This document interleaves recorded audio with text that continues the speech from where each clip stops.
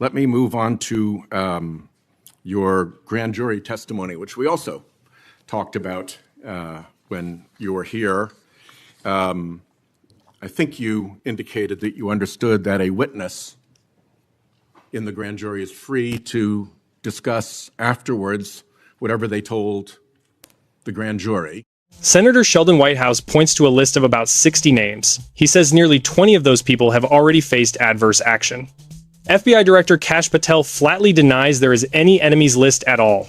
Then comes the clash over grand jury testimony and whether a court order was ever used as a shield to avoid answering Congress.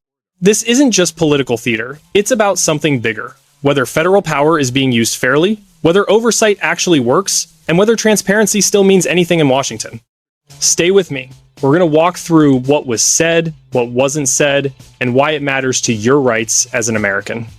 And when we're done, I want to hear from you. Do you believe accountability is really happening? Subscribe and join the conversation. Boy, is my timing good.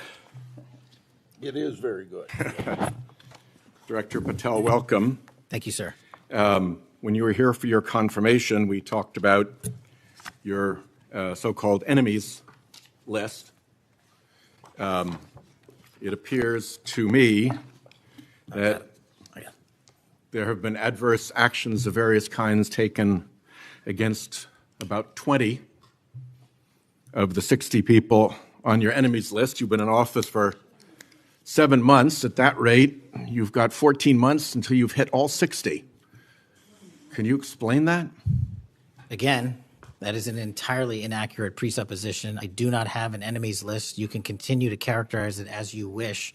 The only actions we take, generally speaking, for personnel at the FBI are ones based on merit and qualification and your ability to uphold your constitutional duty. You fall short, you don't work there anymore. Well, there was a list. You don't like it to be called an enemies list, and it had about 60 names, and about 20 have had an adverse action. So those are, I think, pretty clear facts. Let me move on to your grand jury testimony, which we also talked about when you were here. I think you indicated that you understood that a witness in the grand jury is free to discuss afterwards whatever they told the grand jury.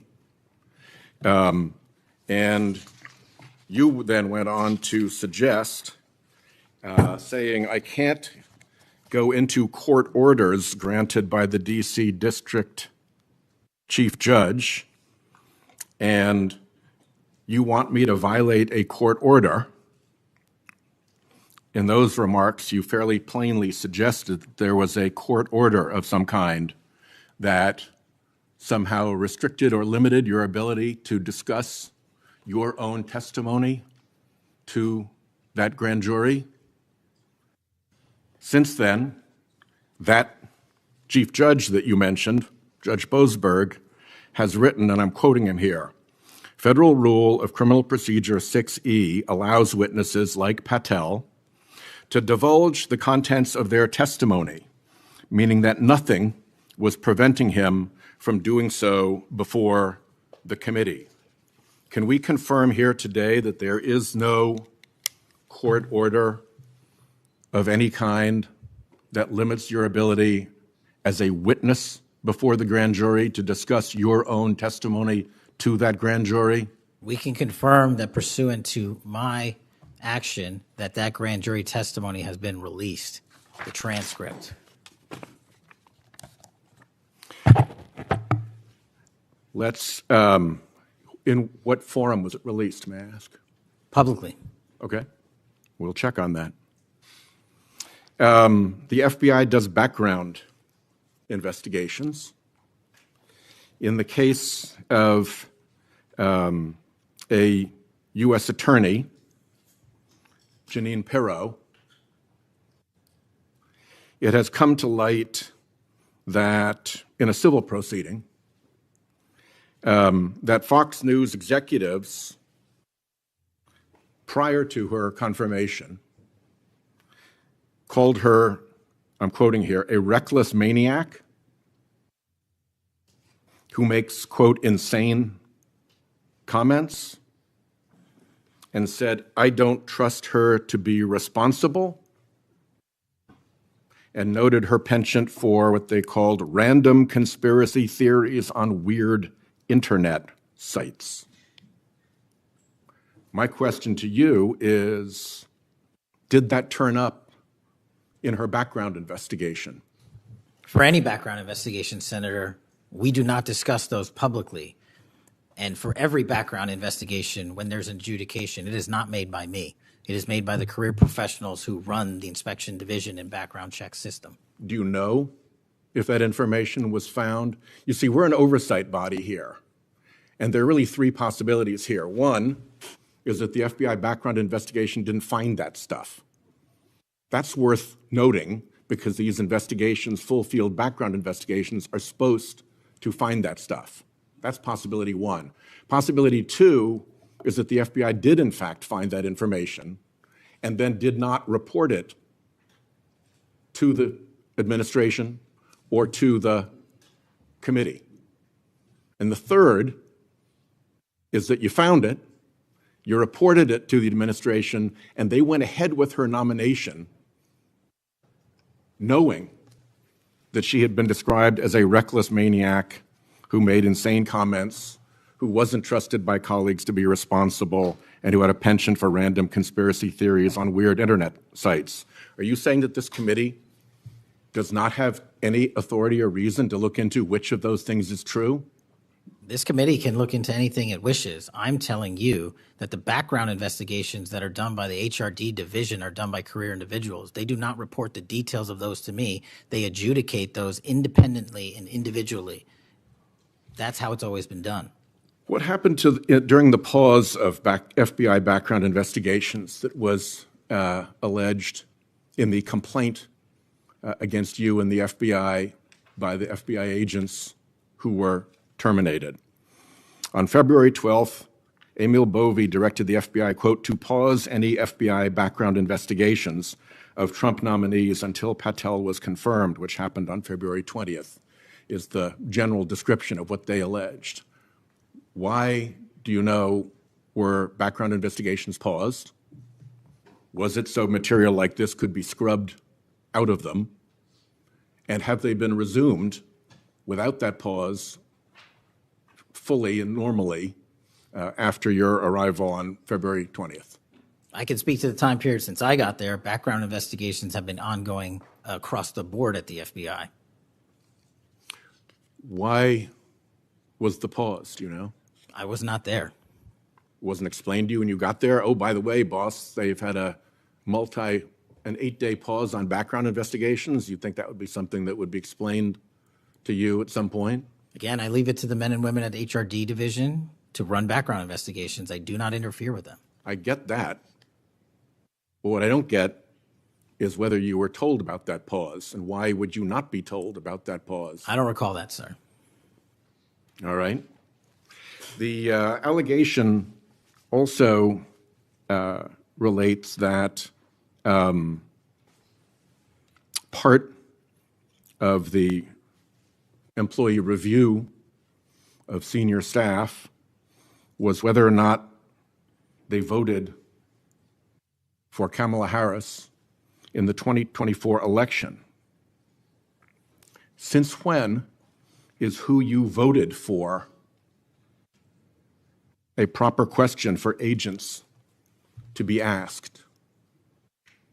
I don't know what allegation you're referring to, Senator. If it's from an ongoing matter in litigation, I can't discuss that. But what I can discuss is I can only speak to the FBI's background investigations. There are other background investigations conducted across the government. I can only speak to mine. So just to clarify, I'm not talking about the FBI full field background investigations. I'm talking about internal employee reviews for promotion, for termination, for job actions of various kinds.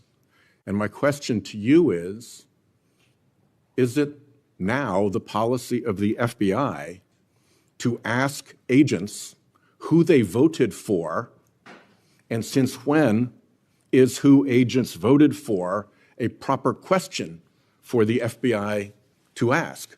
Taking those in reverse order, It's not a proper question, and it's improper to allege that I'm doing that.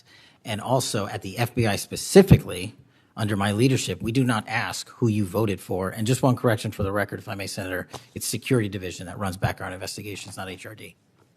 Okay. I'll accept that correction.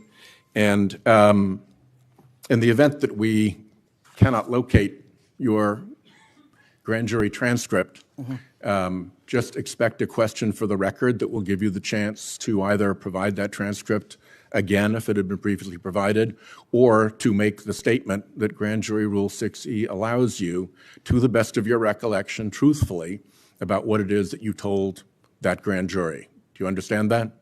That's why I wanted the transcript released, and we'll get it to you, sir. Thank you very much. Thank you, Chairman. What happened in this hearing was not subtle. It was a direct clash over power, process, and trust inside one of the most sensitive institutions in the United States. Senator Sheldon Whitehouse came in with a simple but loaded claim that people linked to what he called an enemies list were being hit with adverse actions inside the FBI. He pointed to a pattern roughly 20 out of about 60 names, according to his framing, and suggested that the timing raised serious questions. In plain terms, he was asking whether personnel decisions were being shaped by personal or political targeting rather than neutral standards. FBI Director Kash Patel pushed back hard. He rejected the idea that any enemies list exists at all. His position was straightforward. The Bureau makes decisions based on merit, qualifications, and conduct. If someone fails to meet standards, they are removed. That's the official line, and he did not move away from it. But the tension didn't stop there. The exchange shifted to grand jury testimony and whether Patel was being limited in what he could disclose. Whitehouse pressed him on the idea that a court order might be restricting his ability to speak. Patel insisted there was no such restriction preventing disclosure, and later confirmed that the transcript had been released publicly. That back and forth matters because it goes to transparency. When public officials testify behind closed doors, the public depends on whether those statements can later be examined. Any suggestion that access is being blocked, even temporarily, raises suspicion, fair or not, about what is being kept from view.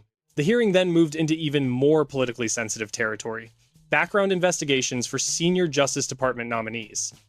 Whitehouse raised reports that damaging personal or reputational information had surfaced about a nominee, including harsh private characterizations from previous professional settings.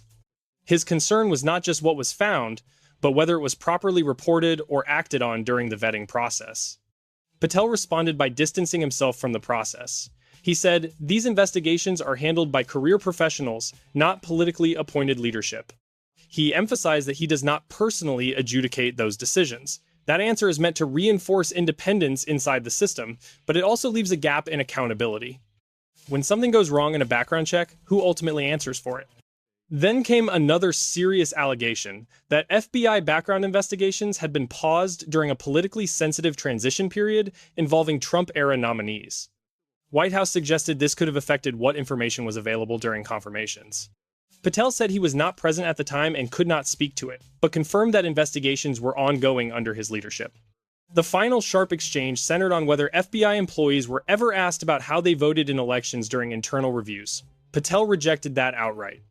He said the FBI does not ask employees how they vote and that such a practice would be improper. That moment matters because it touches a raw nerve in American civic life: whether political loyalty is bleeding into career government decisions. So what does all of this mean for the public? At its core, this hearing was about trust in federal institutions. The FBI sits in a unique position. It holds investigative power that can affect reputations, careers, and even liberty. That kind of authority only works if people believe it is applied evenly, without political favoritism or hidden agendas. If decisions are truly based only on merit and conduct, then the system is doing what it is supposed to do.